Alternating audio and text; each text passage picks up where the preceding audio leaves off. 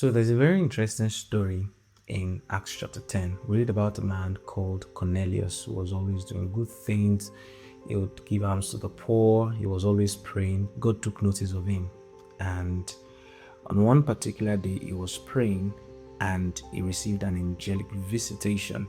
And this angel told him to send for a man called Peter in Joppa who would come and tell him the things that he needed to do. And it brings a question to mind. Why didn't the angel just tell him what he needed to do? Because eventually when Peter came preaching the gospel. Why didn't the angel preach to him? Because certainly before that time, we have seen angels deliver messages to people and they needed to believe what they were saying. An example is in Luke chapter 1. We read about Zacharias who, the angel Gabriel spoke to and he did not believe, and the angel caused him to go dumb until John, his son, was to be born. So angels have very well delivered messages that people needed to believe. So what was particularly different with Cornelius? And it brings something to mind that, you see, the preaching of the gospel is a human vocation, and it is not something that God would do for us, and it is not something that God would send 1 billion angels dispersed across the entire earth to start preaching the gospel. It's a human vocation, and nothing in God's order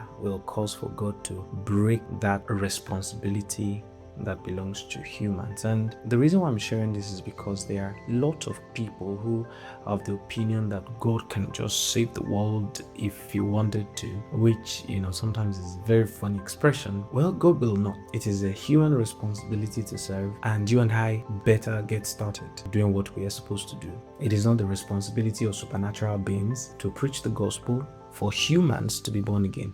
It is the responsibility of humans. God will not do for us what we are meant to do in our world.